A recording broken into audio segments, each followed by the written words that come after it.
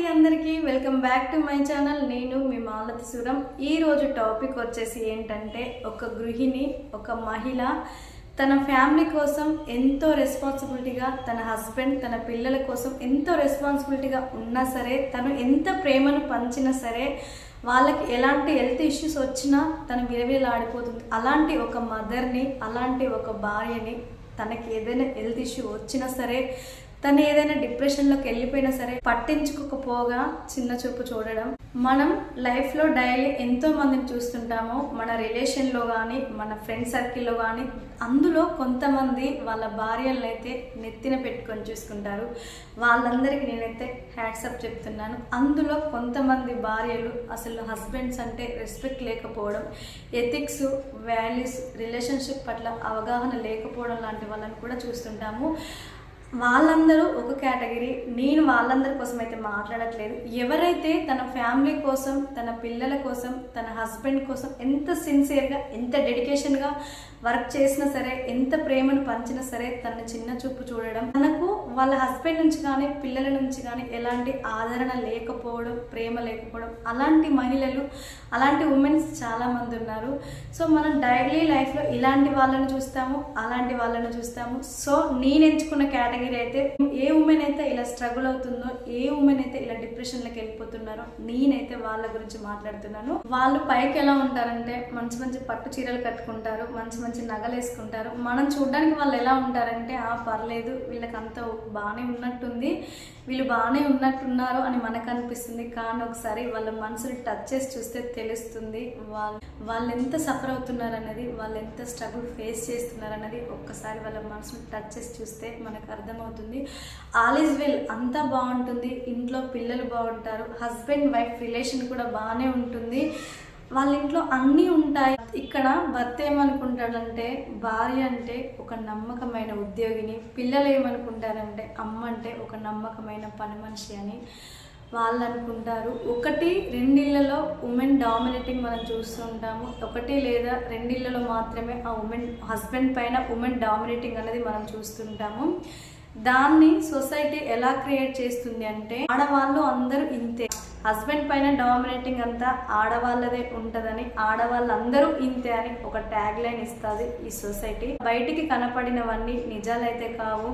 ఆవిడ బయటికి గంభీరంగా ఉండవచ్చు, బయటికి మాటకారి కావచ్చు, కానీ తన ఇంట్లో, తన సంసారంలో వాళ్ళ హస్బెండ్ మీద తన డామినేటింగ్ ఉమెన్ అయి ఉండకపోవచ్చు. అది మీకు ఎలా తెలుస్తుంది? దాన్ని మీరు ఎలా డిసైడ్ చేస్తారు? వాళ్ళ సంసారంలోకి, వాళ్ళ ఇంట్లోకి వెళ్ళి మనమైతే చూడం కదా. నిజంగా చెప్తున్నానండి, 100కి 80 మంది ఆడవాళ్ళు ఒక్కసారి కదిలించి చూడండి, వాళ్ళు ఎంత స్ట్రగుల్ అవుతున్నారో, వాళ్ళు ఎంత డిప్రెషన్లోకి వెళ్ళిపోతున్నారు అనేది మనకు అర్థమవుతుంది. కారణం ఏంటంటే, భర్త నేను బాగా డబ్బిస్తున్నాను, ఖరీదైన చీరలు కొనిస్తున్నాను, ఖరీదైన నగలు కొనిస్తున్నాను, ఖరీదైన కార్లలో తిప్పుతున్నాను, అట్లాగే ఆవిడ ఏది కోరుకుంటే నేను అది ఇస్తున్నాను అని ఆలోచిస్తున్నాడే కానీ తనకి ఏం కావాలి అని ఎప్పుడైనా ఆలోచించాడా? పిల్లలు కూడా నాకు అది కావాలి, నాకు ఇది కావాలి, నాకు అది తినాలని ఉంది, నాకు ఇది చేసి పెట్టి, అది చేసి పెట్టి, నాకు అది కావాలని ఒక మదర్ని ఆ వేలోనే ట్రీట్ చేస్తారు. మళ్ళీ తల్లి మీద ప్రేమ ఉంటుంది. ఎందుకంటే వాళ్ళకి టైంకి వండి పెట్టాలి, వాళ్ళకి కావాల్సినవి సమకూర్చాలి, సర్దాలి, వాళ్ళకు హెల్త్ బాగాలేకపోతే సేవలు చేయాలి, అందుకని ప్రేమ ఉంటుంది. మళ్ళీ ప్రతి ఒక్క ఉమెన్ ఎలా ఫీల్ అవుతుందంటే, తన ఇంట్లో తను మాత్రమే ప్రాబ్లమ్స్ ఫేస్ చేస్తున్నాం అనే ఫీలింగ్లో ఉంటారు. నాకే ఎందుకు ఇన్ని కష్టాలు, నాకే ఎందుకు ఇన్ని ప్రాబ్లమ్స్, వాళ్ళు చూడ అసలు ఎంత బాగున్నారో, వాళ్ళు చూడ ఎంత ఆనందంగా ఉన్నారో వాళ్ళు. కానీ బయటికి కనిపించిందంత నిజం కాదు, బయటికి కనిపించిందంత సుఖం కాదు. ఉమెన్కి ఏం కావాలి, ఎందుకు డిప్రెషన్లోకి వెళ్తుంది అని అడిగితే, తన భర్త ఎంతసేపు నేను సంపాదిస్తున్నాను, నిన్ను, కుటుంబాన్ని, పిల్లల్ని నేనే పోషిస్తున్నానని ఒక గర్వంతో, ఒక అజమాయిషితో భార్యకి ఇచ్చేటువంటి విలువలు ఎంత మాత్రం ఇస్తున్నారు? మీకు ఒక విషయం తెలుసా? మీరు బయటికి వెళ్ళి అంత సాధించడానికి ఇంట్లో మీ భార్య మీకోసం ఎంత చేస్తుందో, మీరు టైంకి బయటికి వెళ్ళాలన్నా, మీరు ఏదైనా బిజినెస్ పర్పస్లో ఒక 10 రోజులు ఇంట్లో లేకపోయినా సరే, మీ ఇంటి నుంచి ఒక కంప్లైంట్ కూడా రాకుండా చూసుకుంటుంది. మీకు బిజినెస్లో ఎన్నో కంప్లైంట్స్ వస్తాయి, కానీ తన ఇంటి నుంచి ఒక కంప్లైంట్ రాకుండా అంత సమర్థవంతంగా నడుపుకుంటుంది. మీరు బిజినెస్లో సక్సెస్ అవుతారు. కారణం మీ భార్య. మీరు అక్కడికి వెళ్ళి ఎంత కష్టపడుతున్నారో ఇంటి కోసం, పిల్లల కోసం తను కూడా ఇక్కడ అంతే కష్టపడుతుంది. ఇంకా పిల్లల విషయానికి వస్తే కొంతమంది పిల్లలు ఉన్నారు అసలు వాళ్ళ నాన్న ఇంటికి రాగానే మదర్ మీద అయితే కంప్లైంట్స్ మొదలు పెడతారు. లేకపోతే అసలు నీకు ఇంకేం తెలీదు, అసలు నీకు ఇంకేం రాదు, నీకు ఏది రాదు, నీకు ఏది తెలియదు, నీకు ఏది రాదని ఒక చిన్న చూపు చూస్తారు మదర్ని. ఎందుకంటే వాళ్ళ దృష్టిలో ఏంటంటే నాన్న బయటికి వెళ్ళి ఎంతో సాధిస్తున్నారని వాళ్ళు అనుకుంటారు. ఇంట్లో ఉన్న మదర్ ఎప్పుడు చూసినా మా అమ్మ ఇంట్లోనే ఉంటుంది, అసలు ఆ గిన్నెలు తోముకుంటానో, ఆ బట్టలు ఉతుక్కుంటానో, ఏదో ఒక పని చేసుకుంటూ ఇంట్లో పడి ఉంటుంది. కానీ అమ్మకి బయటి ప్రపంచం తెలియదని మదర్ని చిన్న చూపు చూస్తారు. కానీ వాళ్ళకి తెలీదు, అమ్మ తలుచుకుంటే ఏదైనా చేస్తనే విషయం ఆ పిల్లలకు తెలీదు. అసలు ఆ పిల్లలకు తెలుసా, అమ్మ 2 రోజులు ఇంటి గడప దాటిందంటే వాళ్ళ పరిస్థితి ఏంటో. స్కూల్ బ్యాగ్ ఎక్కడుందో తెలీదు, షూస్ ఎక్కడున్నాయో తెలీదు, బట్టలు ఎక్కడున్నాయో తెలీదు. చివరికి ఆకలేస్తే పాలు కాచుకోవడానికి వంటింట్లో గిన్నె ఎక్కడుందో కూడా తెలియదు. వాళ్ళకి బ్రతకగలరా, ఉండగలరా? మాట్లాడినంత ఈజీ కాదు ఏదైనా. హస్బెండ్ కూడా అంతే, వాళ్ళిద్దరి మధ్యలో ఏదైనా ఇష్యూ వచ్చినా, కోపం వచ్చినా బయటకు వెళ్ళిపో, అసలు వెళ్ళిపో నువ్వు ఇంకా అంటారు. సరే, ఇవన్నీ తను సీరియస్గా తీసుకొని ఒకసారి తన గడప దాటితే రోడ్డు మీద హోటల్లో తినాల్సిన పరిస్థితి. మీకు డబ్బులు ఉన్నాయి, పని మనిషిని పెట్టుకొని మీరు ఇవన్నీ చేసుకోవచ్చు. కానీ ఆ పేరులోనే ఉంది పని మనిషి అని. పని మనిషి అంటే డబ్బులు తీసుకొని పని మాత్రమే చేసి వెళ్తుంది. మన మనిషి అంటే మన కోసం, మన గురించి ఆలోచించి, మన మీద ప్రేమతో, మన మనసుకు తగ్గట్టుగా, మనకు దగ్గరగా, ఎంతో ప్రేమతో, స్వచ్ఛమైన మనసుతో మనకు సేవలు చేస్తుంది. అది మనకు పని మనిషికి ఉన్న డిఫరెన్స్. పని మనిషి డబ్బులు మాత్రమే ఆశించి పని చేస్తుంది. మన మనిషి మన కోసం, మనిషి మన గురించి ఆలోచిస్తుంది. మన గురించి ఆలోచిస్తూ ఎప్పుడు మనం బాగుండాలనే ఆలోచనతోనే మన కోసం పనిచేస్తుంది. సో ఈ రెండింటికి ఇంత డిఫరెన్స్ ఉంది. గొడవ వచ్చిన ప్రతిసారి చేసుకుంటావు, తిడతావు, నానా మాటలు అంటావు. కానీ మీ ఇంటి పరువు కోసం తన నోరు మెదపకుండా ఇంట్లోనే పడి ఉంటుంది.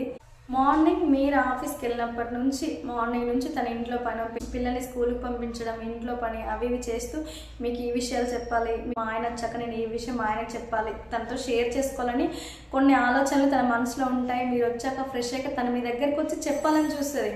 ఈ విషయం మీతో షేర్ చేసుకోవాలంటుంది. తను ఏం చెప్పాలనుకుంటుంది, ఏమనుకుంటుంది అసలు మీరు వినకుండానే చాలే చెప్పిన వాళ్ళు, ఎప్పుడు చూసినా ఇదే సోది చెప్తావు, ఇంకేముంది పడుకో, ఎప్పుడు పడుకుంటప్పుడు విసిగిస్తావు నన్ను అని చెప్పేసి ఒక చిన్న చూపు చూస్తారు. అప్పుడు తను ఎంత ఫీల్ అవుతుంది, తను ఎంత బాధపడుతుంది.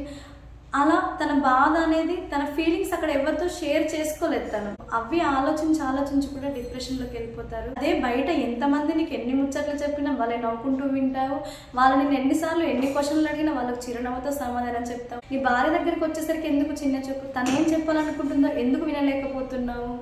నీ గురించి నీ భార్య కంటే గొప్పగా ఎవరు ఆలోచిస్తారు? ఇక్కడ వైఫ్ ఏదైనా సజెషన్స్ ఇచ్చినా కూడా కొంతమంది భర్తలు తీసుకోలేరు. నీకేం తెలుసులే, చెప్తున్నావు, అసలు నీకు తెలుసా, నీకేం తెలుసు చెప్తున్నా, అసలు వాళ్ళకి తెలిసిందా మీకేం తెలుసు? వైఫ్ సజెషన్ ఇచ్చిందంటే మీలో సగ భాగం తను. మీరు ఏదైనా రేపు పొద్దున ప్రాబ్లం ఫేస్ చేస్తే మీతో పాటు ఈక్వల్గా తను కూడా ఆ ప్రాబ్లం ఫేస్ చేయాలి, తన పిల్లలు కూడా ఆ ప్రాబ్లం ఫేస్ చేయాలి. అలాంటప్పుడు నీకేదైనా ప్రాబ్లం వస్తే తను కూడా ఫేస్ చేయాల్సిందే అని తనకు ఒక అవగాహన ఉన్నప్పుడు మీకెందుకు తను నెగిటివ్ సజెషన్స్ ఇస్తుంది? ఎందుకంటే తను నెగిటివ్ సజెషన్స్ ఇస్తే మీకేదైనా అయితే రేపు పొద్దున తను కూడా అది ఫేస్ చేయాలి కదా. సో అందుకని ఏ భార్య అయినా సరే ఒక భర్త గురించి ఆలోచించినంత గొప్పగా ఈ ప్రపంచంలో ఎవ్వరు ఆలోచించరు. ఒక విషయం మీరు చెప్పారంటే దాని గురించి 1కి 10 సార్లు ఆలోచిస్తుంది తను. ఇది నాకు చెప్పాడు, నేను ఎంత బెటర్గా తనకు సజెషన్స్ ఇవ్వాలి అని తను ఎంత గొప్పగా ఆలోచిస్తుంది. ఒక భర్త గురించి భార్య కంటే గొప్పగా ప్రేమగా ఆలోచించే వాళ్ళు అసలు ఉండరు. కానీ మనం వాళ్ళ సజెషన్స్ తీసుకోము. మన ఫ్రెండ్స్ సజెషన్స్, మనల్ని ముంచే వాళ్ళ సజెషన్స్ కూడా మనం తీసుకుంటాము. కానీ మన గురించి మన మంచి చెప్పే భార్య సజెషన్స్ అయితే మనం తీసుకోము. ఎందుకంటే చిన్న చూపు, ఇంట్లో వర్క్ చేసుకుంటుంది కదా, తనకేం తెలుసు అనే ఫీలింగ్ వాళ్ళది. కానీ ఒకసారి తన సజెషన్ విని చూడండి, అప్పుడు అర్థమవుతుంది మీకు. ఇక్కడ ప్రతి ఒక్క ఉమెను వాళ్ళ కుటుంబం యొక్క ఆదరణ, ప్రేమ అనేది లేకపోవడం వల్ల కూడా డిప్రెషన్లోకి వెళ్తుంది. ఇక్కడ ప్రతి భర్త అంటాడు, నా భార్య భార్య నాకు సహకరించట్లేదని నువ్వు ఏ రోజైనా కూర్చోబెట్టి అసలు నీ బాధ ఏంటి, నీ కష్టం ఏంటి, నీ ఇష్టం ఏంటి అని నువ్వు ఏ రోజైనా అడిగావా? ఇవేవి నువ్వు తనకి ఇవ్వకుండా తను మాత్రం మీకు ఇవన్నీ ఇచ్చేయాలంటే ఎలా కుదురుతుంది? మీరు తనని కూర్చోబెట్టి అసలు నీకేం కావాలి, ఎందుకు ఇంత బాధపడుతున్నావు, అసలు ఏం జరిగింది ఏంటి అని కూర్చోబెట్టి మాట్లాడడానికి ట్రై చేయండి.